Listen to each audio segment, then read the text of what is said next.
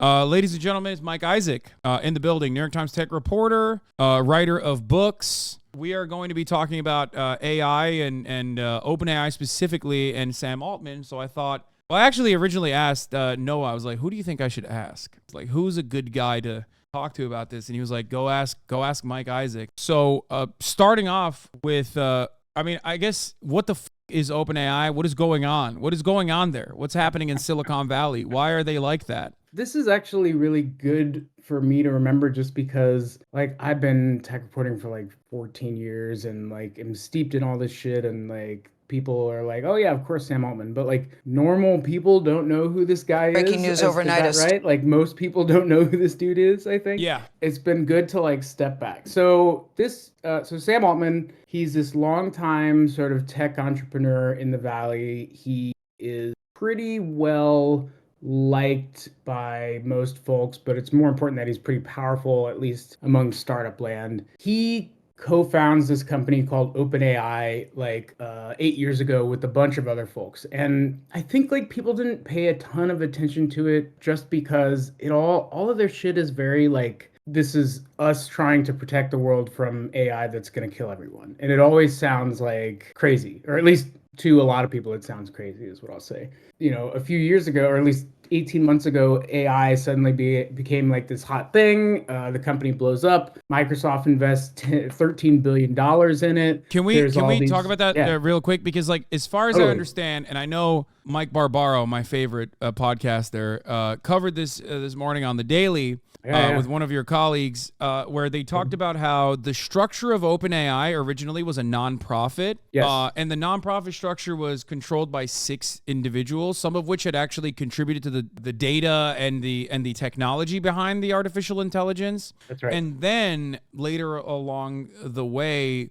I think literally after Elon Musk pulled his finances from OpenAI, stopped backing it, Sam Altman turned around and looked for donors, which Microsoft was one of those donors, and I think built, I guess, a for-profit entity outside of the company or inside of the company technically, but the for-profit entity was still managed by the nonprofit 6-person board. Yeah, that's kind of the reason we're in the mess that happened over the past 5 days. But the whole point of the beginning was to form it as a nonprofit because in their idealist mind, they're we want to create AI that's good for the world. And again, this is why they did it. Whether you believe any of this actually works or is true, that's fine. But I think their reasoning was, we don't want it to be profit driven. We want to be ideals driven and have the sort of money not be a part of it. We don't want that to sort of drive the equation. Yeah. And then they found out basically that the amount of money required to do this type of computing for large language models is fucking astronomical. Data centers that process this stuff, first of all, people are competing for that computing power. It just costs tons of money, and they weren't able to raise it through donations alone. So they're all right, we need to Frankenstein a sort of LLC attached to this on the back of it, which is how they started being able to raise investment rounds and money from companies like Microsoft. Sequoia's in there, which is a blue chip venture capital firm. And so over time, it became a nonprofit that ended up being very profit driven, attracted a lot of employees based on the promise of money, attractive investment based on the promise of money. And so I think that's the heart of the tension now is idealism versus the capitalism that kind of infiltrated the company, if that makes sense. But this distinction is important as far as I understand, because Microsoft had a clause that they could not use it for profit, all the data that they've actually pumped $13 billion into, which I don't really understand how they would have been able to force that to happen anyway. I think that ultimately it wasn't going to work out regardless. Why is this part important though? Because the 6-person board on the nonprofit side that controls everything at OpenAI apparently started getting a little worried about AI's future. Sam Altman, at least according to the New York Times, had always maintained this posture where he was I'm taking the AI thing very seriously, and I think that we have to go and talk to global leaders and try and try and make sure that this doesn't get out of hand and it doesn't have like negative long-lasting consequences on mankind.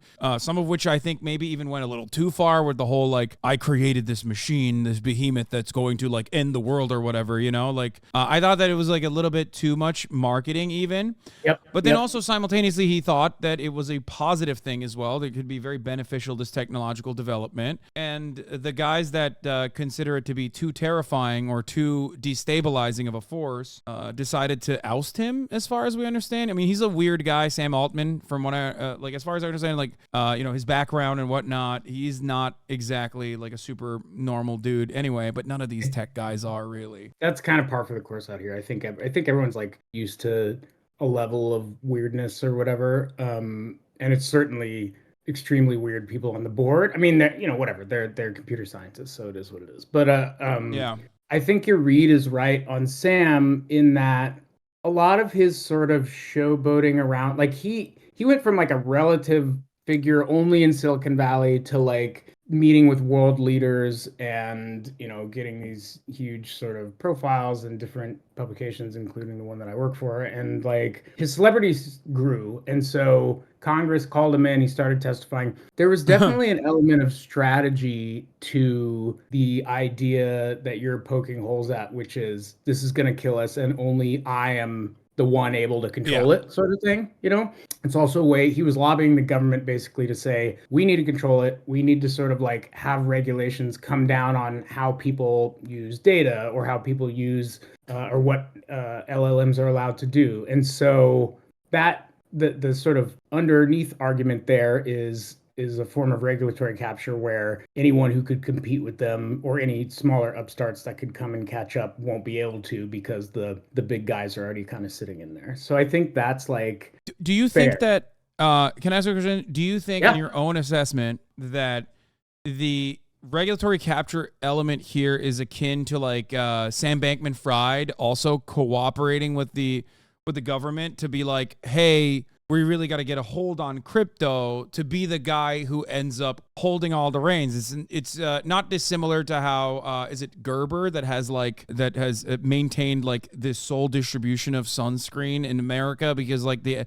sunscreen in the United States of America is like unlike any other European or Korean or Japanese country. Sunscreen in the United States is regulated by the not the FDA, but it's regulated as a drug. So due to that, new sunscreen can't really enter the market, and therefore American sunscreen is not competitive in comparison to other nations, like sunscreen from other places. So it's just an example of regulatory capture, I mean. No, totally. I think that is exactly the I mean, we saw like a version of this with like Facebook and their way of fighting TikTok, and sort of the folks who are at the top, the sort of incumbents or the people who have sort of already made it, always want to try to like pull the ladder out from underneath them so that would-be competitors won't be able to do it. And exactly like the analogy that you're talking about is like, all right, we own the market, or at least for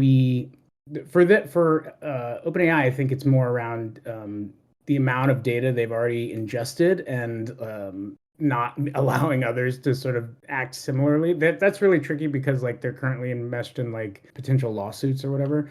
I think for them, they're just like, how can we sort of make this safe and not let companies like Meta, formerly known as Facebook, do this. It's a super wonky, but like open source version where basically anyone can create chatbots and the LLMs are all sort of, the code is all out there, and their philosophy is rather than one or a few companies having it, everyone should basically have it, if that makes sense. Is OpenAI, in its origin at least, like, I feel like part of the reason why it was a non-for-profit was because like they wanted to open source it, one, due to the fact that maybe some of them were genuinely like old school internet guys who believe in open sourcing. Like OBS is what I use currently to stream, and I love OBS and I love open source software in general.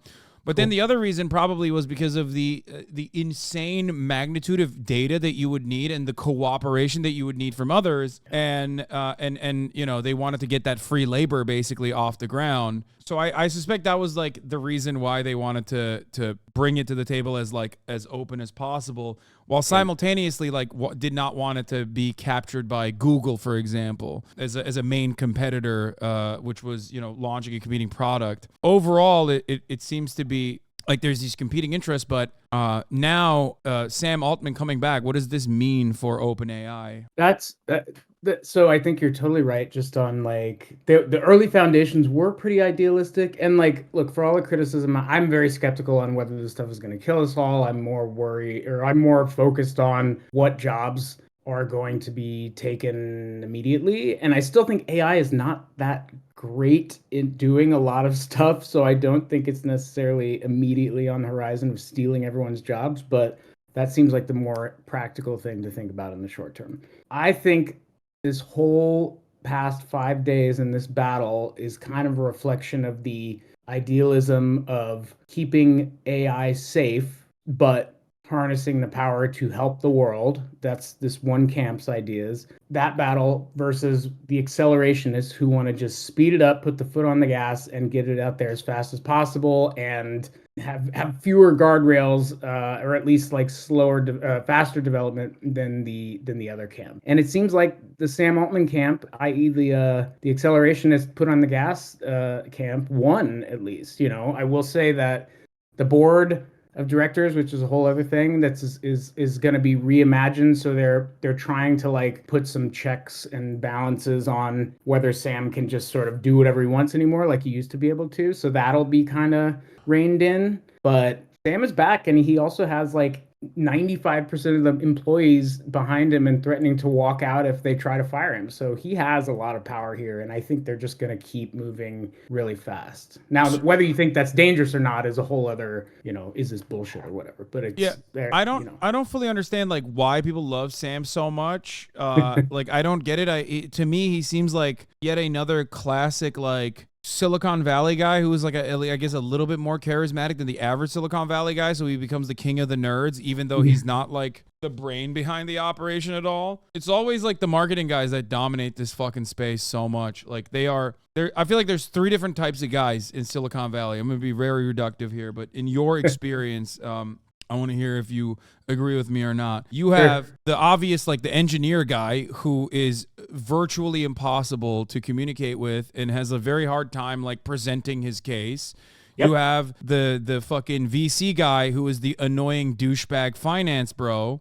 And then you have the marketing guy, the guy that wears the turtleneck who loves Steve Jobs being the marketing guy, Mark Zuckerberg and Elon Musk, or rather Mark Zuckerberg more so being like the techie guy kind of in between. And then, I don't know, I guess Elon Musk would be more so like the finance bro guy, but he kind of falls in the other category as well. But, people say he's a brilliant engineer, but ultimately he's not like engineering any of the products that he's like just purchasing simply as an angel investor or whatever. So that's right. On that front, like, I don't know, I guess Steve Wozniak would be the engineer guy. So on that front, and many other people that you never hear about, what is Sam Altman in those 3 categories? He seems like the marketing guy, right? Yeah, that's right. I think he would even say, I mean, I don't know him that well, but like I think he would even say like he's a what they call a non-technical founder, right? So he's not an engineer, he's not there creating code, but his like superpower is, and look, like there are probably more charismatic people in the world, but maybe we're grading on a curve as far as Silicon Valley goes. And I think that like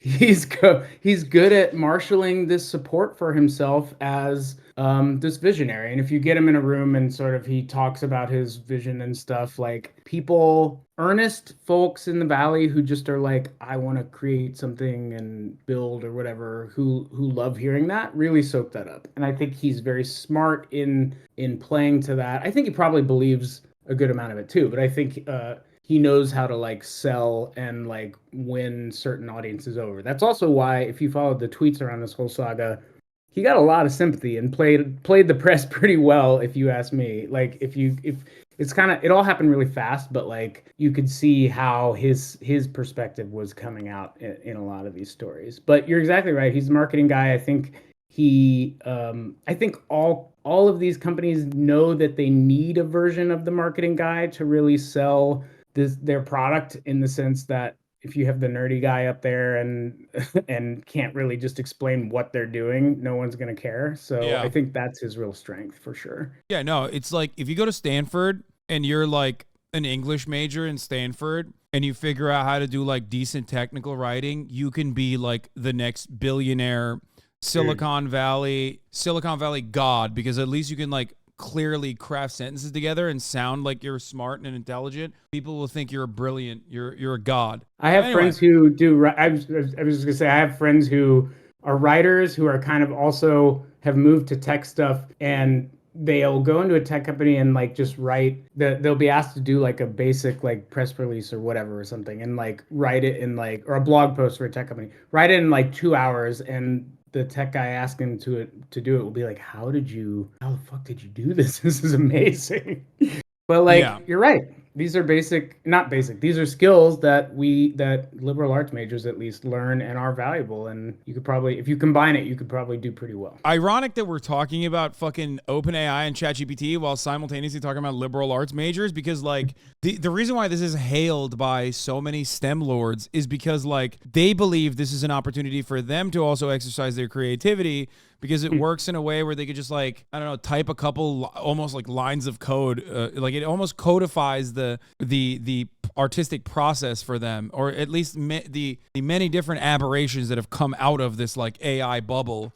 That's the point I personally think it's like a decent, it could be a decent tool, but of course I understand that like this is mostly going to be utilized to displace, a ton of workers and make the workplace more efficient. And with that efficiency will come, obviously, the elimination of redundancy. So that's another thing I want to ask you. You have Lawrence H. Summers. Why the fuck is Lawrence H. Summers, one of the country's most prominent economists, your words, in the New York Times, why is he a late addition to the list of potential board candidates? We have been trying to hammer down the "where did Larry Summers come" question for, I guess, God, I don't even know what day it is. I guess like 24 hours now, whenever it was announced. Not even, like 18 hours ago.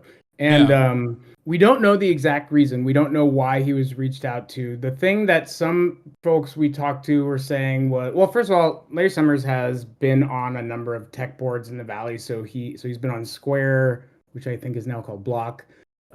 He's been on Lending Club, which is basically a finance company masquerading as a tech company. Some data analytics one. So he's like kind of already dipped his toe in here. And I think guys out here, specifically guys out here like him, and sort of like that, what they position as like independent thinker, and like someone who sort of embraces certain forms of capitalism and how it works, and he has connections, right? He's connected to Sheryl Sandberg. He was Sheryl Sandberg's mentor when he was at the Treasury, and Sheryl Sandberg's name was floated. Sheryl Sandberg's CEO of Facebook, former CEO of Facebook. Her name was floated as a candidate for the board during this whole cycle. So like, he's been around the orbit for a while. He also, I don't know if you've seen these like speeches he does on like how white collar work is going to be affected by AI, and like, so he's like got some nascent interest in it. But I think they admire him, and I also think they needed someone who wasn't like deeply connected, because this board was so dysfunctional and fucked up, and they didn't have any like people that weren't like directly had like their interests represented or connected to Altman or connected to the other side. They were like, who can we find that we believe is neutral enough? And they, I guess, landed on Larry Summers.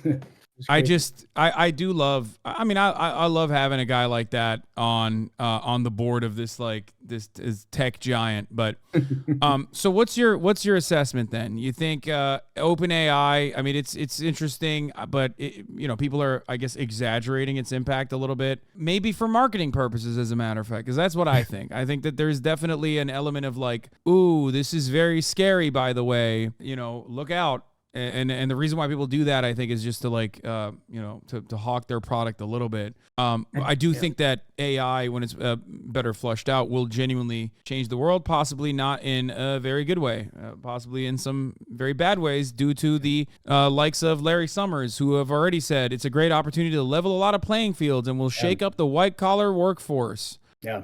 I mean, the thing I've been thinking is like, it is both overhyped and underhyped at the same time. And by that, I mean, the last thing I'm worried about is playing the tape all the way out to like Skynet. Like, that's like people who, to your point, like it's a marketing vehicle. Like, this is so powerful, it's gonna fucking kill us all. So of course you want to be a part of it, or of course you need to like pay attention to it, right? And like, I'm just like not there yet. As much as like all these computer scientists like are saying like, no, man, you don't get it, whatever.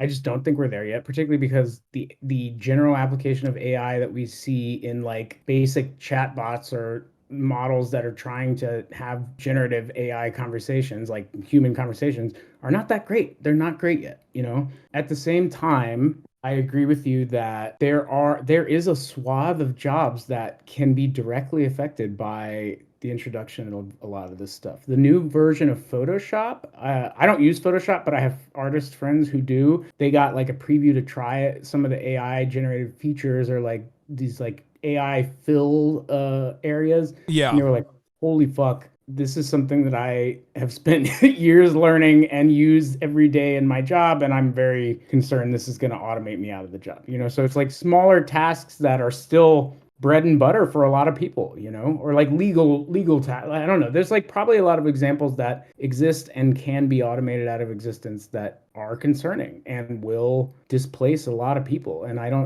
we shouldn't take that lightly. That's the part I'm more worried about, I guess. What's the speculation? Why? I mean, that's the big question here. Yeah. Why did Sam Altman get displaced for a brief moment before 95% of the workforce said that they were going to quit and join Microsoft's team? And Microsoft even said, we're just going to recreate OpenAI with Sam, which, by the way, I don't think they would have ever been able to do that just with Sam, but they could potentially try and recreate it with the rest of the employees, who then said they would join Microsoft and recreate OpenAI.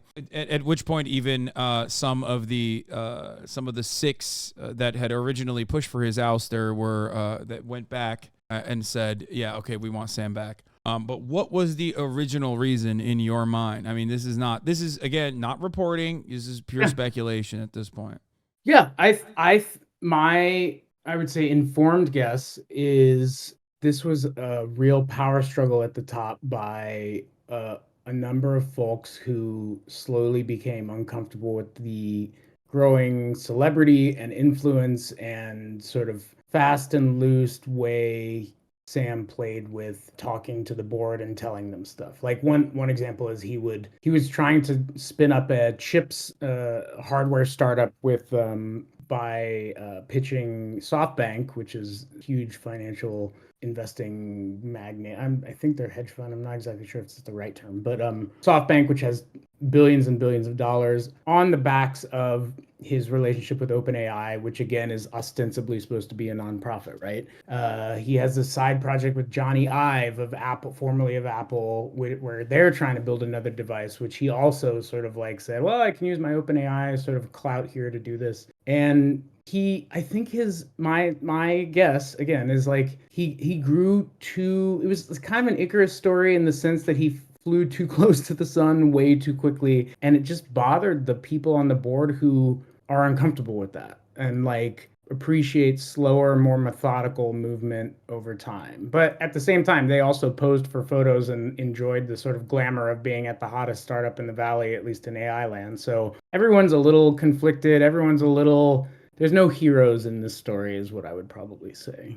Is OpenAI's future going to be one that is for profit openly now, or is there still a not-for-profit structure that's in place? Like, So what that's do we think is going to happen with this shakeup? I think that's still a open question only because the board that they have in place, the three-person board and reinstating Sam was literally to just get that minimal structure done as fast as possible and then work out all the details after Thanksgiving, particularly because they all haven't slept in a week. And I have not slept that much this week. And so like I think everyone was like, we're super fucking tired.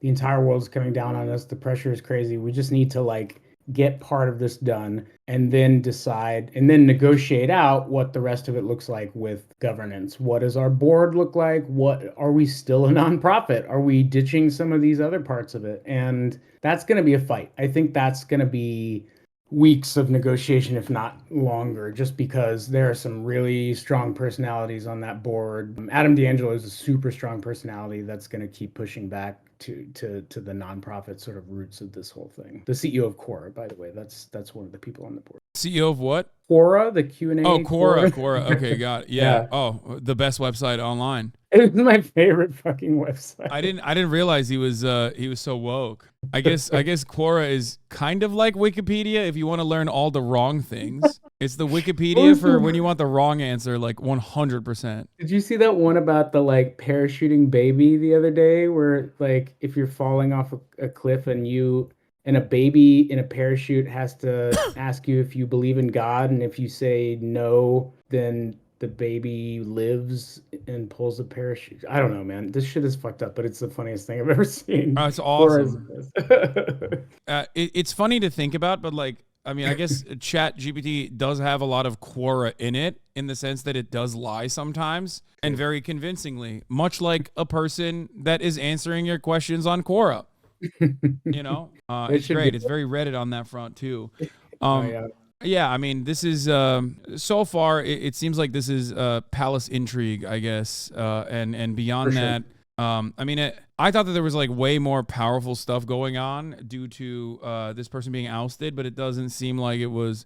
It seems more so that he was getting too big for his own britches due to people, especially as a non-technical founder. Yes. Due to people that were more serious about artificial intelligence and wanting to keep it the way it is. All right, we got some questions from the chat. Go ahead, chat. Right. I mean, number one, how do you keep your mustache the way that you do is like the first thing that people asked. I love it. Say thank you. My father is Lebanese, my mother is Mexican, so I have like the uncanny ability to grow this 5 o'clock shadow at like 8 a.m. But I do have a mustache comb and some beard oil that I use pretty regularly on this. During pandemic, I had like a full like crazy beard. I kind of miss it, but then I don't know. I feel like the mustache is coming back. Maybe I'm not cool. I can't. One of the chat said he's like Peso Pluma. Do you know who that is? I don't know. Who's that? His name is Hasan. Actually, originally, he's a Mexican artist. He does narcos corridos, but nice. But like he's a Lebanese Mexican music artist. No way. Shit. All right. I definitely Peso Pluma. He's popping. He's popping, dude. Gotta check him out. That's right. All right. What else, chat? Do you guys have any other questions? While Mike Isaac is here, can you talk about China's Chat GPT copy? Yeah, that's a good one. So the last I have heard, so they keep a lot of that shit locked down, but like the last I had heard is that China's actually way far behind the US in this development, which is another it's another thing that like Altman has lobbied the government on by saying, look, you need to keep regulation on us fairly light, because the thing that they always do is say, if you don't want us to get beat by China, you need us to like win, you know? Yeah. And like Facebook does this shit with TikTok and Congress, and it's like, just weird that it never works in the other direction, like where you never hear Amtrak be like, we need high-speed rail because otherwise China is beating us. They're like whooping our asses. It only works for deregulation in the tech sector. It sucks. Which is exactly why the argument's disingenuous. But I think as much as I know is that they're investing a lot in it now, but they're not seeing the similar sort of breakthroughs that American tech companies are. And again, with the caveats that like this doesn't mean hyped up HAL 9000 shit is coming immediately, but like as far as like what's happening at Google or DeepMind in London or at the University of Toronto, like a lot of the smartest people in the world working on this stuff is in the West, and I think China's going to take some time to catch up. But I don't know. That's what I heard as far as like 3 months ago, and this shit changes fast. By the way, this happened literally 3 minutes prior to you coming on the stream, but I don't know if you Elon, or 3 minutes prior to us, me asking this question to you, but Elon Musk posted extremely concerning a Reuters article. Please no. Exclusive. Did he really fucking say that? Exclusive. Sam Altman's ouster at OpenAI was precipitated by letter to board about AI breakthrough. Sources. This is a Reuters. This is a Reuters article that was updated recently, but it came out, I guess, 11 p.m. UTC. Oh, you know what? I did see this. Okay, so I would be really careful about this shit. Elon also has like a horse in this race, so definitely be careful about what he's saying. Like he wants Sam to fail, and he was actually pushing for Sam's ouster because and then there was a way of him like sort of saying, should I come back in and be CEO? Bloomberg reported that, and we think that's right. And like, so he's like kind of hyping shit around all of this. So be very careful with him. But like the idea that they had some crazy the world is going to end breakthrough and this is why we need to push out our CEO thing seems pretty far-fetched to me. Yeah. I don't know. Like I'm very like wary, and then Elon is a very unreliable narrator is what I would say. That's great. I can't believe you would say that. After all, he's currently duking it out in the interest of free speech. Free speech being able to promote, blue chip companies and next to Hitler wasn't wrong posts on Twitter. So he's they're on fire, man. They're on fire right now. Yeah. In a bad way. That's a bad thing. I mean, they haven't stopped being on fire since Elon brought that fucking sink into the headquarters, and I think it was in New York. Oh, that's right. To do the let that sink in. And the sink was just sinking the company, it turns out. But who could have guessed that? What do you think is the runway for Twitter at this point, which I refuse to call X even to this day. And I can't call it X. I still say Twitter in stories. I love that all of the style guides and all of the mainstream media outlets is that they always say X, formerly known as Twitter. Like they refuse to call it X across the board. Because no one knows what X is. Yeah. Like normal people who are not like constantly online like we are, there's still Twitter stickers in like shop windows near my house, Yeah. I think they're super fucked, man. Like they've been losing revenue so that they're trying to do, as like the switch from ad revenue to subscriptions. It's clearly not working because you need millions of people to pay $8 a month to make up the hundreds of millions in ad revenue that he's losing by switching this. This whole recent Media Matters sort of snowball effect with all the advertisers pulling out is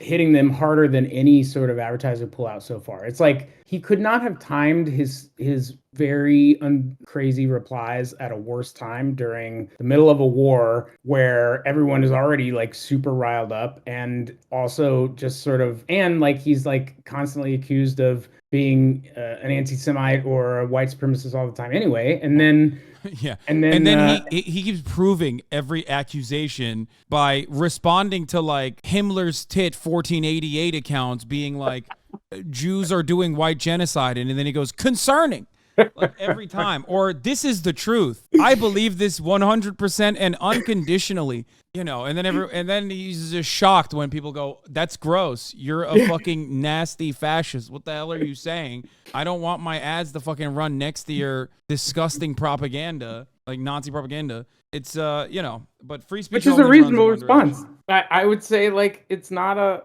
if I'm an advertiser, like Twitter doesn't drive sales. Twitter is like a brand advertiser thing. It's basically like a hype train, right? So like, it's not like Facebook where you actually convert people to buying your shit. It's more like putting a billboard on a sidewalk or something, just so people know. So that money is already kind of negligible to a lot of advertisers, and exactly what you're saying is like when there's Nazi shit all over the place, we don't need to be there.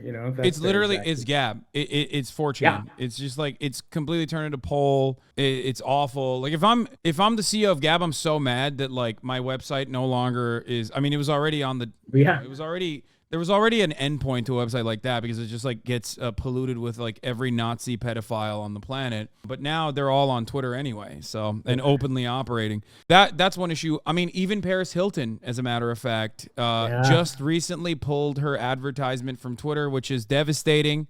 Absolutely devastating for Twitter. Where is it? Let me pull this up. The queen of pop culture, music, business, and TV is #Sliving on X. At Paris Hilton, welcome to the X family. We're excited to launch an official partnership with you and your next-gen media company, 1111. Together, we're going to create a launchpad for new initiatives in video, live commerce spaces, and so much more. Let's do this. Linda Yaccarino said this on October 2nd. And according to Media Gazer, the 1111 Media suspended an ad campaign on X 1 month after announcing a partnership with X. It's unclear whether the partnership is still on as of yesterday. Yeah. I don't know if the partnership is still on, but I think it's sometimes one thing that they do a lot of the time is like pause for the storm to pass. But like this is a bad one. Like, how do you like rewind? Like I don't know. Elon is trying to do everything he can. He's like, okay, all the ad revenue we get, which is slowly bleeding out the door, we're gonna send it to. I think literally to donate it to Israel during the war is what his tweet said. And so he's trying to just sort of like basically pray that people forget or just prove that he's not anti-Semitic, but like it doesn't seem to be working because they're already having meetings. Here's a really good way to avoid all of that. Just stop saying anti-Semitic things and stop agreeing with anti-Semites. I feel like if you're the CEO of a company, it's like not that hard, you know? It's so easy to just like not do that, but he simply can't. I mean, he keeps getting in his own way. Also, here's a tweet from @safety. NewsGuard is about to publish a report in air quotes. I thought this was literally an Elon Musk tweet, by the way. The way this is written out is exactly like an Elon Musk tweet that I thought it was Elon himself writing this. They were about to publish a report in air quotes on misinformation on X. As a for-profit company, they will only share the data that underpins their purported research if you pay. NewsGuard rating also uses these services reports to pressure companies to buy their fact-checking services. It's a profit over any principal model. X has not seen any of the data in their report before publishing. We encourage all media outlets to request the data underpinning their claims. You know, and also simultaneously, U.S. lawmakers are asking the SEC to launch a fraud investigation into Elon Musk. So he's having a hell of a week right now. Meanwhile, what is Elon Musk doing? Oh, that's right. He's trying to sue Media Matters for correctly pointing out that big advertising agencies are buying ads next to Hitler posts like over and over again. So it's great. I'm so glad that he at least destroyed the bots on the website. So now I only get 700 porn accounts, porn bots underneath all of my tweets. It's always porn too. It's always the same. I've always wanted to do. It's porn or it's Pusha T. Or it's. That's a good word. Those are the only two. Story on who is that? Do you know who that Roxy account, that porn person? It's always, for me at least, I don't know, maybe this is revealing something about my cookies, but it's always the same bot with the same person in it named like Roxy or something that replies to every one of my tweets. And I want to do like a story that the Times will never let me do, which is like, who is this person and why are they like the face of porn bots, you know? I don't know why. I don't know what it is. I don't even look at it. It's always like hidden, at least for me. So I'm just like, all right, at least it's hidden. I guess I clicked down. Someone said Roxy Red. Roxy is literally a real person. That's what they're saying. It is a real person. Okay, thank you. Because I was like, is this an AI generated porn bot or is this a human being that also is a porn person? So like, thank you for at least solving that. We're doing crowdsourced journalism reporting here. Yeah, this is journalism. Your chat is awesome. All right, well, Mike, thank you so much for coming on. I don't want to take up more of your time. This was a wonderful moment. Hopefully, we'll be able to have you back on soon. I would love to. I will not shine you on again. Thank you for having me. Anything you want to promote before you leave? Anything you want to hype up? I did a book on Uber a few years ago called Super Pumped. If anyone wants to read it, it's still out there. And I'm trying to write another book right now, but it's super fucking hard because writing is the worst. I'll bug you when I have to come and sell that at some point. All right, hell yeah. Well, thank you so much. Thanks, buddy. Thanks for having me. Thanks, chat. Talk to you all later. Bye. All right, Mike Isaac, also known as the Rat King, ladies and gentlemen. New York Times tech reporter, great guy, very smart, very funny. Highly recommend you follow him on Twitter as well. On Twitter, formerly known as Twitter, the platform X.